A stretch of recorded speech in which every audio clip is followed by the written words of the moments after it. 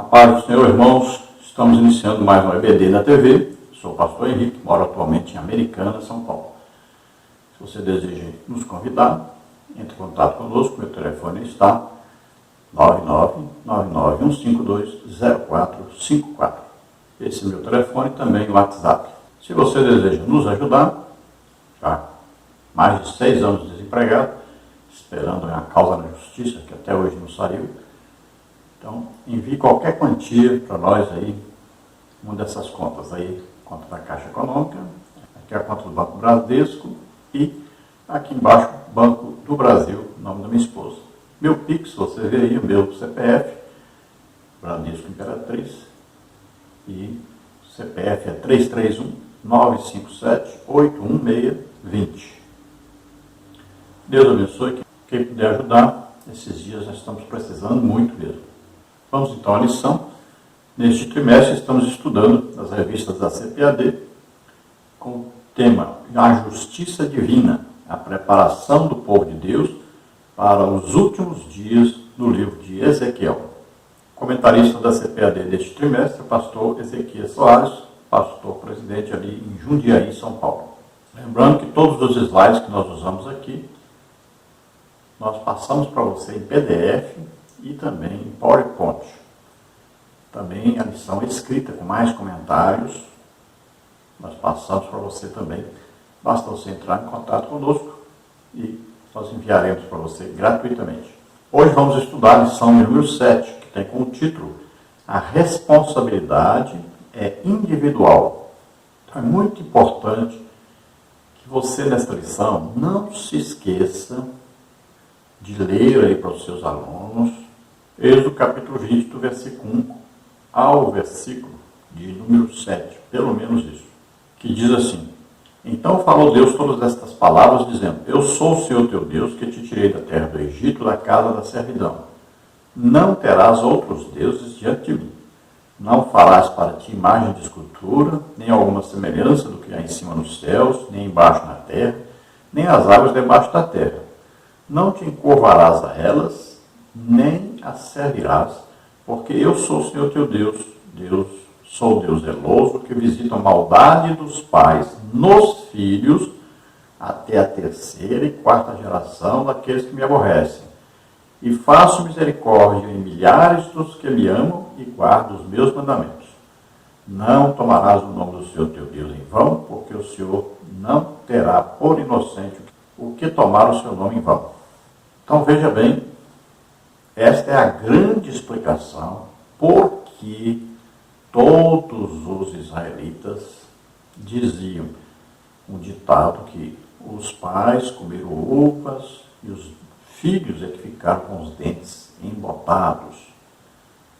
Por causa disso que está aqui, porque está na palavra de Deus isso realmente. Deus diz: eu visitarei, eu visito a maldade dos pais nos filhos, até a 3ª e 4ª geração daqueles que me aborrecem. Então, quando havia idolatria, tanto os pais quanto os filhos, os netos e os bisnetos estavam amaldiçoados.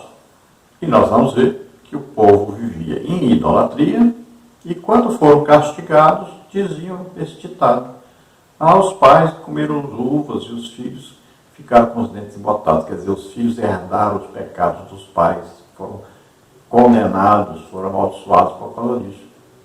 Mas veja bem, eles estavam cometendo os mesmos pecados, eles estavam vivendo em idolatria. Se eles tivessem abandonado a idolatria, eles poderiam dizer isso. Então, entendendo isso aí, você vai entender muita coisa na lição. Vamos ver o texto áureo que diz: A alma que pecar, esta morrerá. O filho não levará a maldade do pai, nem o pai levará a maldade do filho. A justiça do justo ficará sobre ele, e a impiedade do ímpio cairá sobre ele. Ezequiel 18, 20.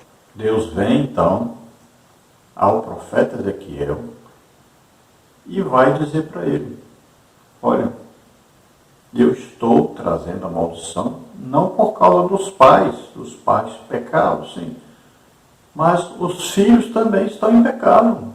Então, eu estou condenando o pecado de cada um. Não é por causa dos pais. eles estão querendo jogar a culpa nos pais. Mas a verdade são eles que estão vivendo na idolatria, no pecado, como nós já vimos, estudamos aí, né? Estavam lá as mulheres chorando por talmuz, havia uma imagem, outros adoravam o sol, outros estavam adorando figuras nas paredes. Veja bem, eles estavam vivendo isto. Então Deus diz que eu estou cobrando o pecado de cada um, não é nem por causa de pais, não. A verdade prática é isso. Para além da responsabilidade individual, a palavra de Deus se posicionou contra o fatalismo, isto é, contra a ideia de que tudo está determinado por um rígido destino. Então existem aí os dois lados, né? Alguém pode dizer assim, não, minha família toda está amaldiçoada porque meus pais, meus avós, meus bisavós lá fizeram alguma coisa. Aquilo que o povo anda ensinando por aí, maldição hereditária, né? E, na verdade, a pessoa está sendo amaldiçoada porque está vivendo em pecado, não é por causa do pai, mãe, avô, né, bisavô, nada disso. Aqueles que dizem assim, não, meu pai é pastor, né, minha mãe é do ciclo de oração, eu vou ser salvo, Deus é bom. E aí vive no pecado. Veja só. Então, nenhum dos dois estão certos.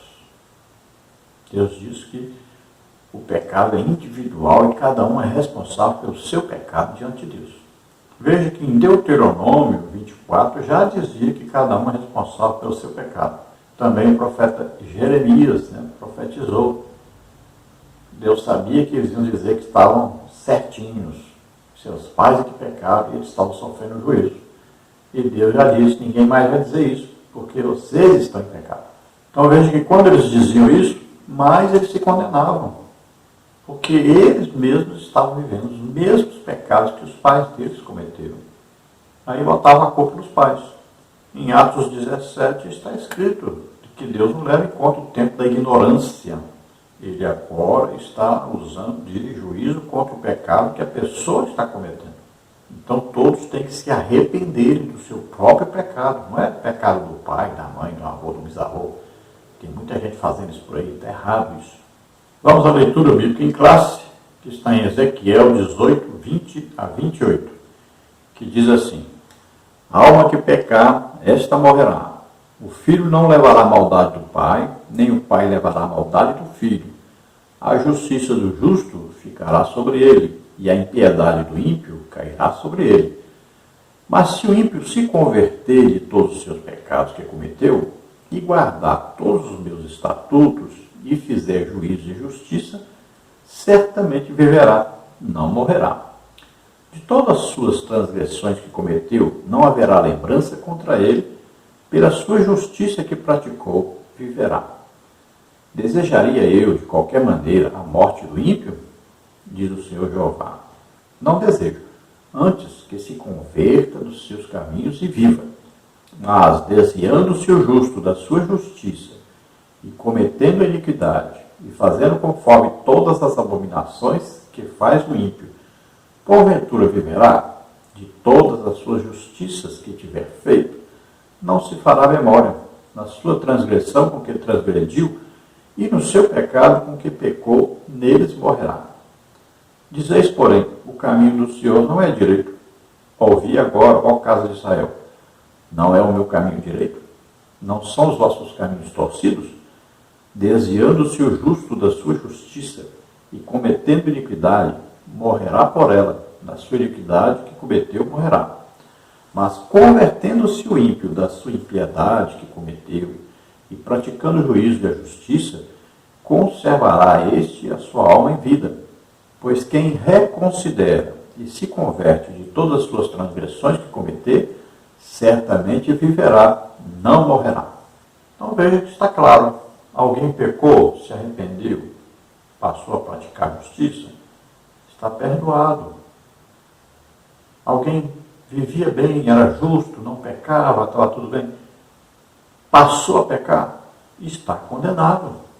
Então Deus dá a todos o direito de se arrepender e serem salvos. Mas todo aquele, mesmo que tenha sido salvo e voltar a estar na prática do pecado, está condenado. Vamos ver os tópicos e os subtópicos da lição que nós vamos estudar. No tópico 1, sobre a máxima usada em Israel. Subtópico 1, uma máxima equivocada. Subtópico 2, Jeremias e Ezequiel trataram do assunto. Subtópico 3, o problema em nosso tempo. No tópico 2, vamos ver sobre a salvação para todos os seres humanos. No subtópico 1, a esperança para o pecador. Subtópico 2, refutando o pensamento fatalista. Subtópico 3, duas situações. No tópico 3, nós vamos estudar sobre a reação de Israel.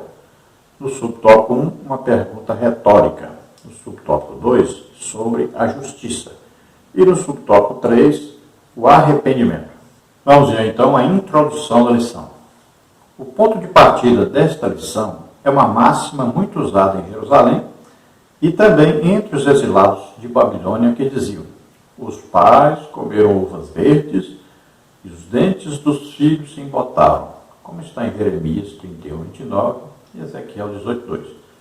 Com base nesse ditado, eles diziam que estavam sendo punidos por causa dos pecados de seus antepassados.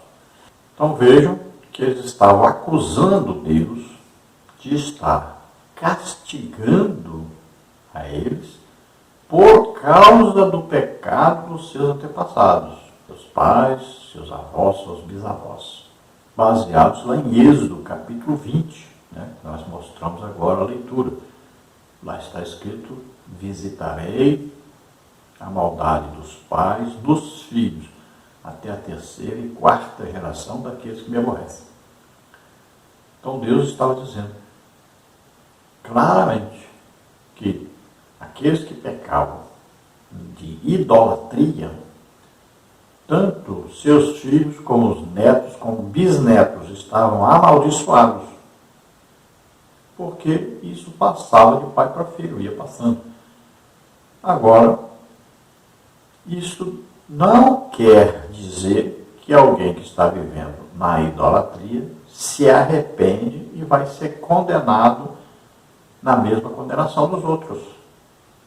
Veja bem, Deus quer dizer exatamente isso. Estão amaldiçoados realmente? Estão. Agora, se qualquer um se arrepender, a maldição não terá. Falou sobre ele. Ninguém é obrigado a seguir os pecados dos pais. A pessoa pode ver que está errado e não fazer as mesmas coisas.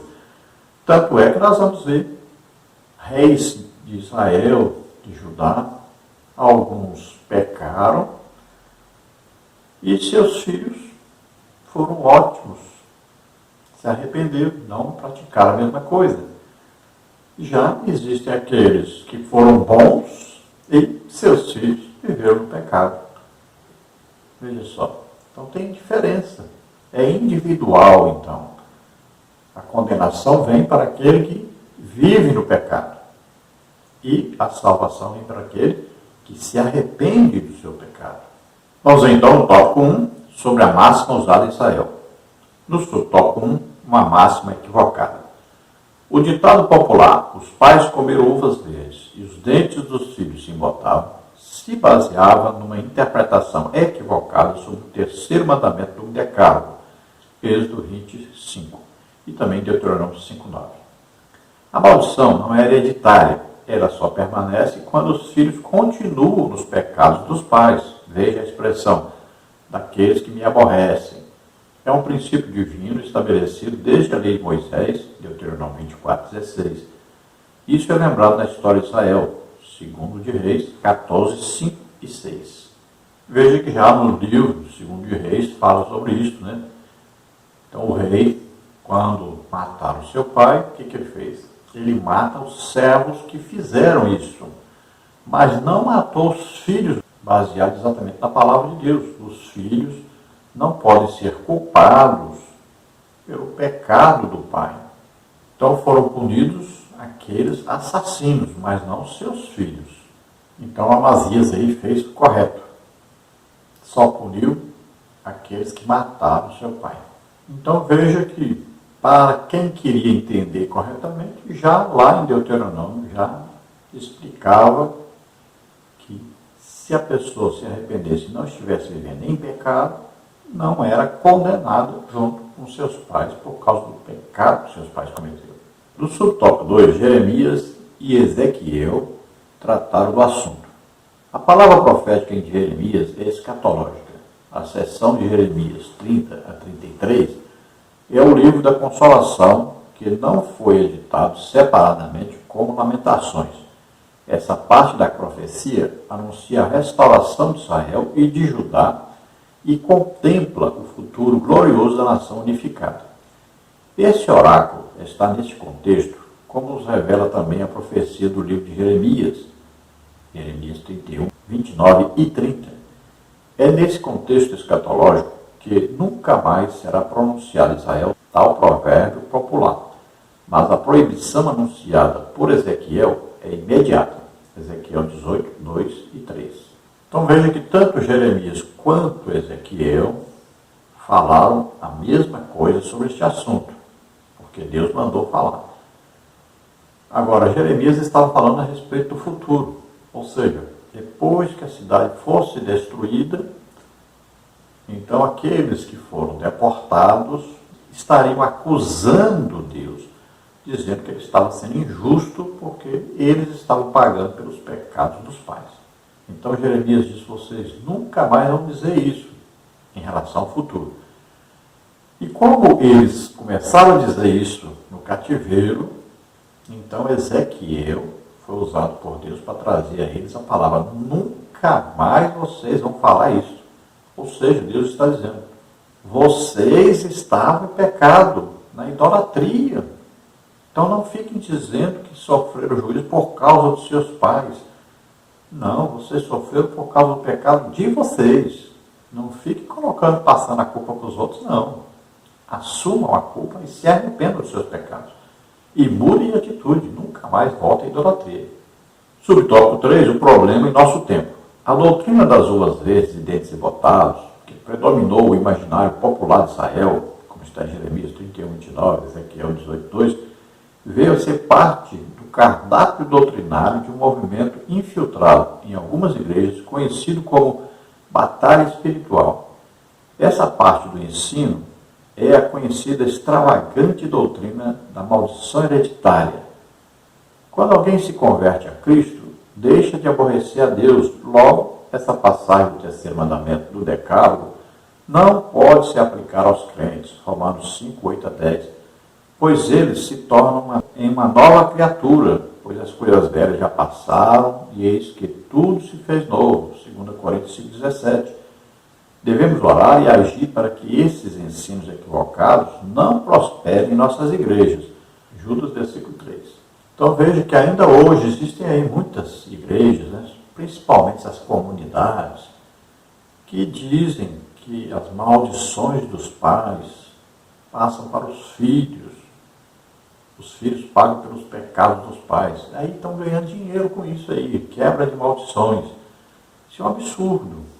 Veja bem, quando nós aceitamos a Jesus como Senhor e Salvador, nós nascemos de novo. Para nascer de novo, tem que morrer. Naquele momento nós estamos morrendo para o nosso passado, para o pecado. Veja bem, nós estamos nascendo de novo, é uma nova vida, nova realidade.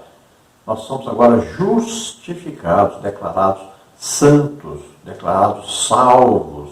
Temos agora a vida eterna, somos agora filhos de Deus. Então o passado não importa. E tem um versículo aqui que acaba com tudo isso de falar de maldição hereditária. Veja aí, Gálatas 3, 13. Olha aí. Cristo nos resgatou da maldição da lei, fazendo-se maldição por nós, porque está escrito: maldito todo aquele que for pendurado no madeiro. Então veja, é muito importante esse versículo. Isso aí acaba com todo o sistema de maldição hereditária. Então Jesus Cristo morreu na cruz e levou sobre ele as nossas maldições, as maldições que estavam impostas sobre nós. Qualquer tipo de maldição, inclusive esta aí, né? Que os pais viviam na idolatria, então os filhos seriam amaldiçoados, os netos e os bisnetos. Só que Jesus levou essa maldição. Todas as maldições que estão escritas lá em Deuteronômio 28 também, todas aquelas maldições, Jesus levou na cruz. Ele não levou só nossos pecados, levou pecados, doenças, enfermidades e maldições. Então não fique querendo devolver aquilo que Jesus já levou. Deus não vai devolver. Não se esqueça de dar aí um joinha aí, legal. E não se esqueça de se inscrever em nosso canal. Passe o link desse vídeo para outras pessoas, para aprendermos juntos. Divulgue nosso trabalho. Vamos então ao tópico 2, sobre a salvação para todos os seres humanos. No subtópico 1, a esperança para o pecador. Essa ideia está muito clara no capítulo inteiro, que, por não deixar dúvidas, Ezequiel afirma de maneira direta, como está no versículos 4 e 20, reiterando diversas vezes, com exemplos claros e ilustrações. A vontade de Deus é a salvação de todos os seres humanos para que ninguém se perca. E nisso o profeta antecipa o pensamento do Novo Testamento, como está em João 5,40, 1 Timóteo 2,4, 2 de Pedro 3,9. Então vejam, olha, qualquer pessoa que tenha cometido o pecado que for, porque todos pecaram, mas qualquer pessoa que se arrepender de seus pecados e ele aceitar o sacrifício que Jesus fez por nós, morrendo na cruz, levando sobre ele nossos pecados, qualquer pessoa é perdoada, é santificada, é declarada justa, é declarada salva, declarada filho de Deus.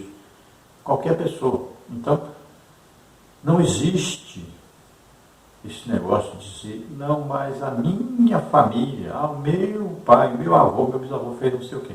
Não existe isso. Você nasceu de novo, está perdoado. Tudo agora é novo, uma vida nova. Deus quer que todos sejam salvos. Todos mesmo. Se você olhar lá no calvinismo, eles vão dizer, não, se todos aí é só para aqueles que foram predestinados antes da fundação do mundo. Não é para todos os homens. Mas é.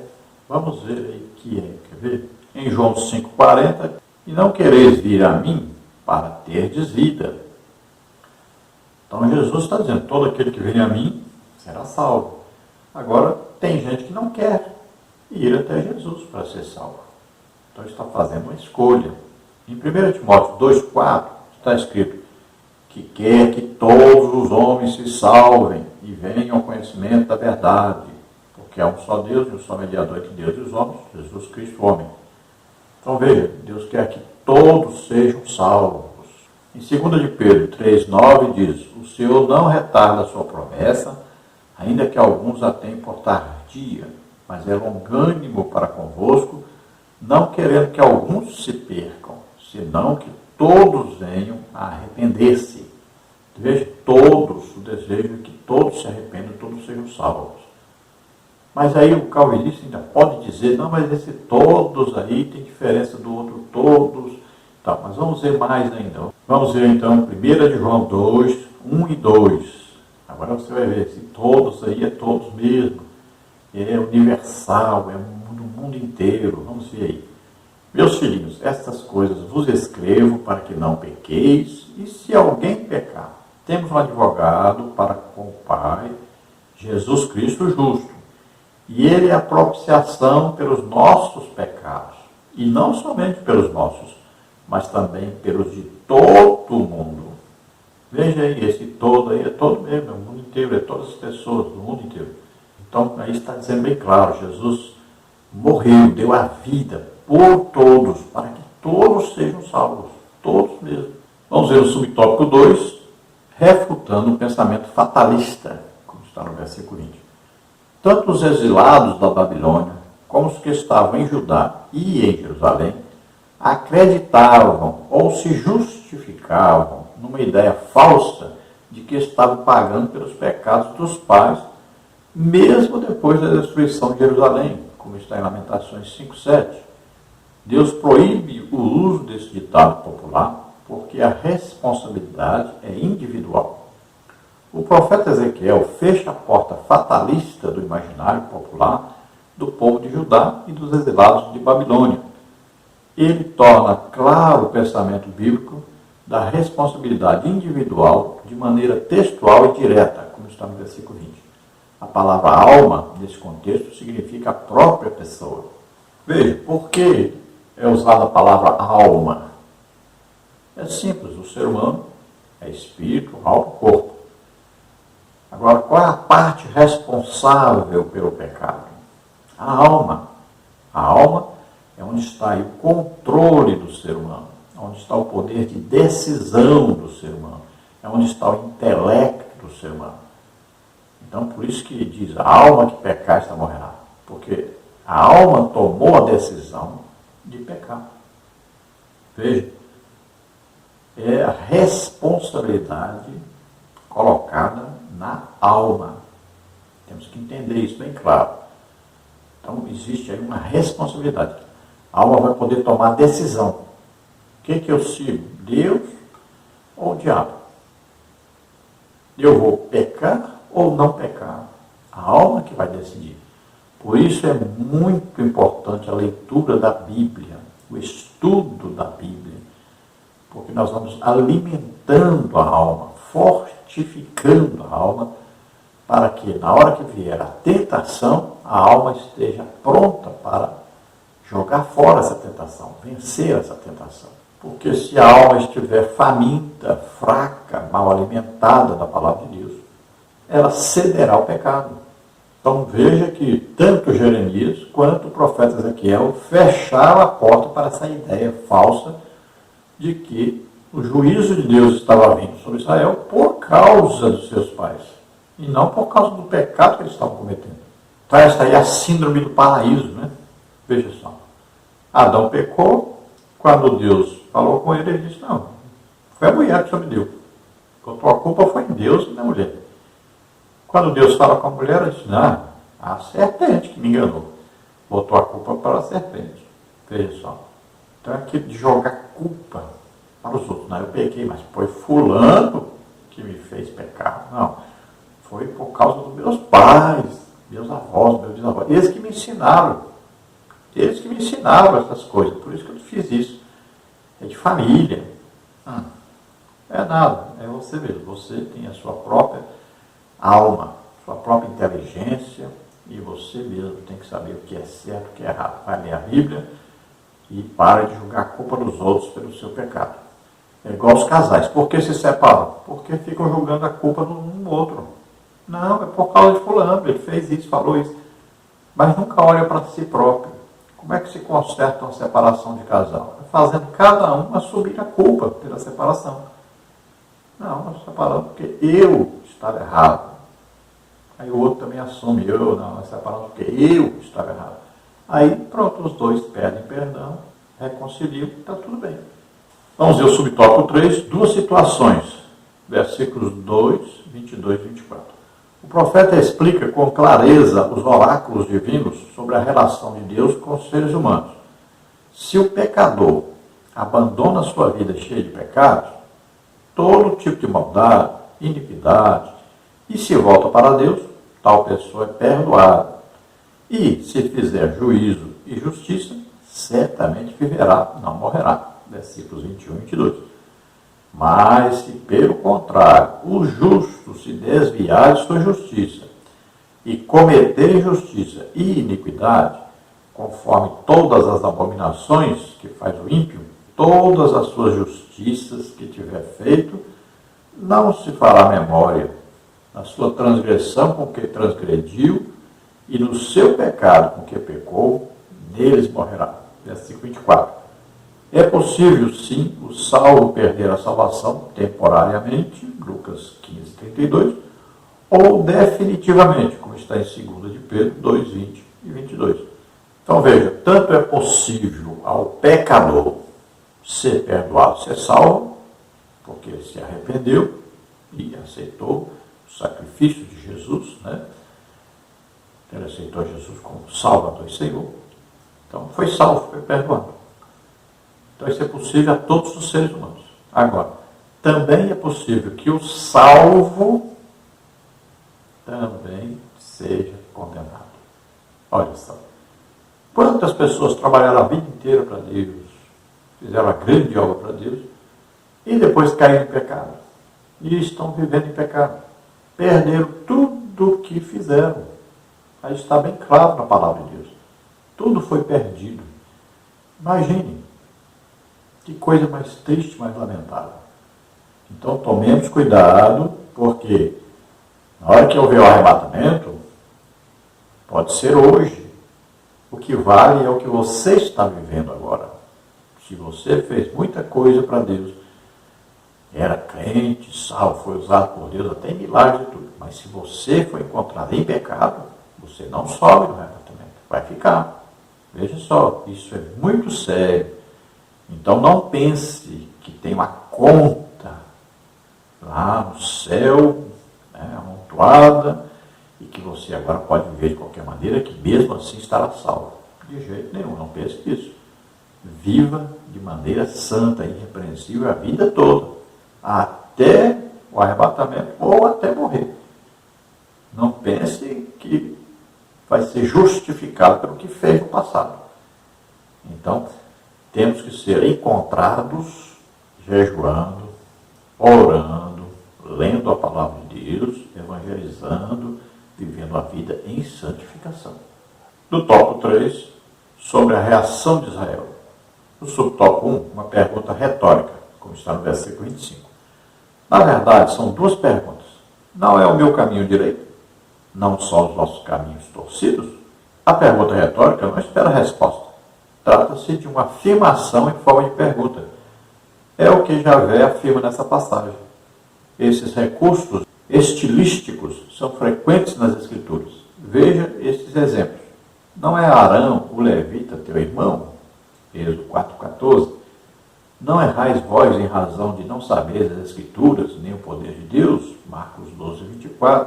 Confere com Ezequiel 8,6, João 4,35, 6,70, 1 Coríntios 10,16.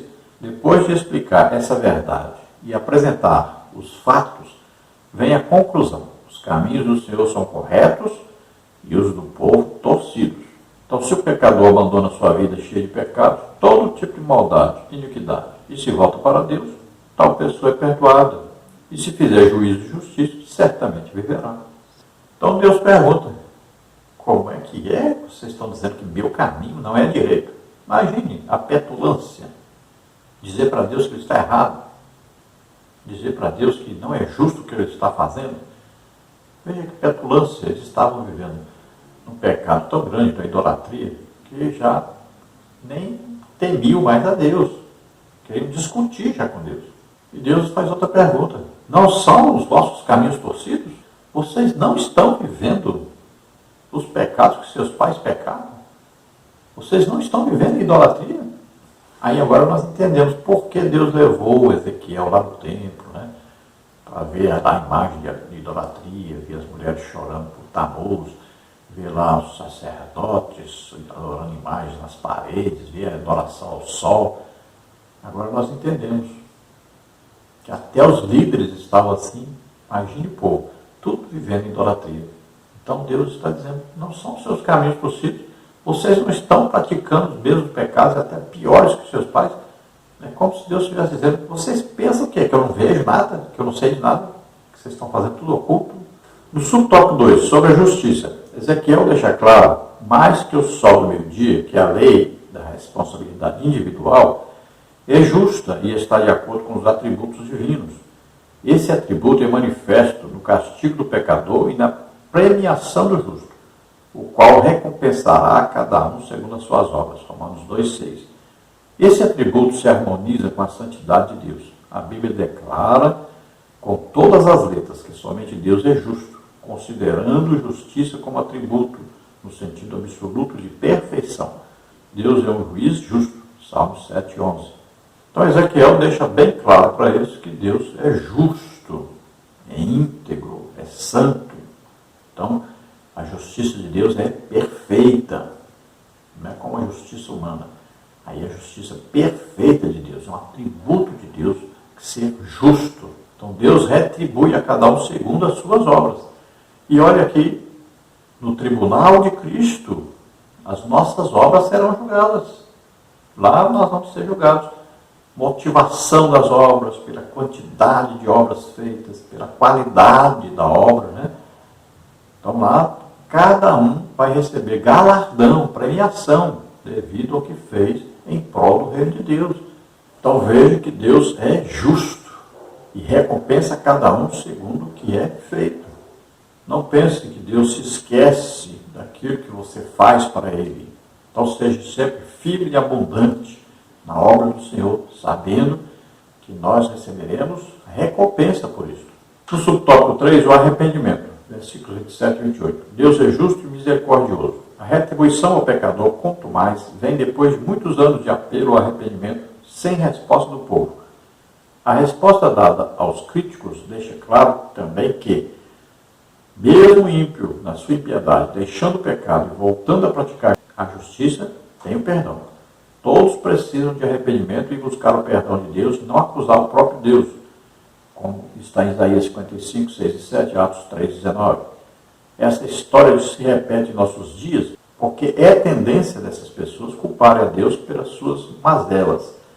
Devemos levar a palavra de Deus a essas pessoas, pois nenhuma felicidade pode ser plena sem Jesus. Então Deus é sempre bondoso, misericordioso, justo e espera o arrependimento de cada um. Qualquer pessoa pode ter feito o mais terrível pecado cometido, pecados de toda sorte, ser o pior dos seres humanos da terra. Mesmo assim, se ele se arrepender, ele é salvo. Veja lá o ladrão da cruz, no último instante de vida, ainda reconheceu Jesus como Deus e se arrependeu. Ele reconheceu que era um pecador, que estava morrendo justamente porque ele era pecador. E recebeu a salvação. Veja só, quantas pessoas, pertinho de morrer, na hora de morrer, se arrependem de seus pecados, ainda são salvos depois de terem feito tanta coisa errada. Então, sempre Deus é bondoso, misericordioso, está pronto a perdoar qualquer pessoa que se arrepender de seu pecado. Se você está nessa situação, hoje é dia de se arrepender e ainda ser salvo, ser perdoado por todos os pecados, todas as iniquidades. Aproveite a oportunidade. Nós vamos já orar por você. Vamos ver a conclusão. Depois de refutar o imaginário popular de que Deus estivesse sendo injusto pelo castigo do povo, o profeta chama os seus leitores para uma reflexão. Esse discurso soteriológico é muito importante e continua atual na vida da igreja e na pregação cristã. É nossa responsabilidade levar essa mensagem aos perdidos da terra. Então é importantíssima a mensagem sobre o pecado, né? A teologia aí do pecado diz bem claro. Quem não pecava, mas cometeu pecado, está condenado. Quem estava em pecado, se arrependeu, é perdoado. Olha só. Então é simples, né? Essa teologia aí é básica, entender isso. Todos nascemos descendentes de Adão, o pecado entrou no mundo através de Adão, passou a todos os homens. Então isso aí fez um afastamento, uma barreira entre nós e Deus, chama-se pecado. Então, quando nós ouvimos o Evangelho, a pregação do Evangelho, cremos na pregação, cremos na obra salvífica de Jesus Cristo por nós, morrendo por nós na cruz, levando sobre ele nossos pecados, doenças, enfermidades, maldições, tudo que nos era contrário, Jesus levou na cruz, morreu em nosso lugar. Ele foi condenado, ele levou o juízo que estava sobre nós, ele levou sobre ele. Então ele morreu em nosso lugar e ressuscitou. Então está à direita do Pai intercedendo por nós. Então você crê nisso, você é salvo agora. Não importa o pecado que você cometeu na sua vida. Você é salvo agora, se você se arrepender e aceitar agora a Jesus Cristo como Salvador e como Senhor da sua vida. Vamos orar agora. Se você está doente ou está enfermo, receba a cura agora. Se você acha que tem alguma maldição aí na sua vida, você vai ficar livre dela agora. Em nome de Jesus. Vamos orar. Pai querido, em nome de Jesus, recebe por filhos aqueles que se chegam a Ti agora arrependidos pelos seus pecados.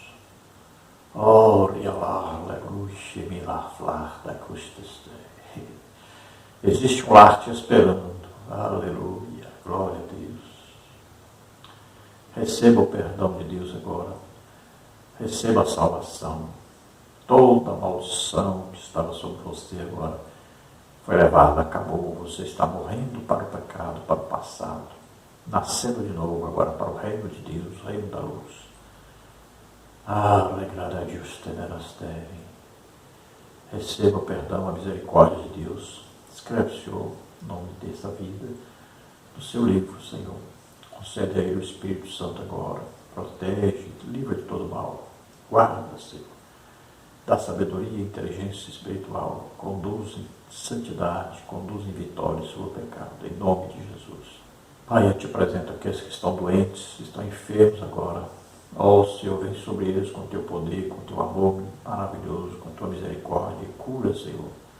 Em nome de Jesus, solta agora toda doença, toda enfermidade. Sai agora dessas vidas. Toca neles, Senhor. Oh, Senhor Jesus, toca neles e cura agora, em nome de Jesus. Solta. Amém. Glória a Deus. A paz do Senhor, esperamos ter ajudado os irmãos. Não se esqueça, dar o like, passar esse link para outras pessoas, divulgar. E se você deseja receber aqui os slides e também o estudo escrito, entre em contato conosco, o telefone está aí, 9999-520454. Nós enviaremos para você gratuitamente.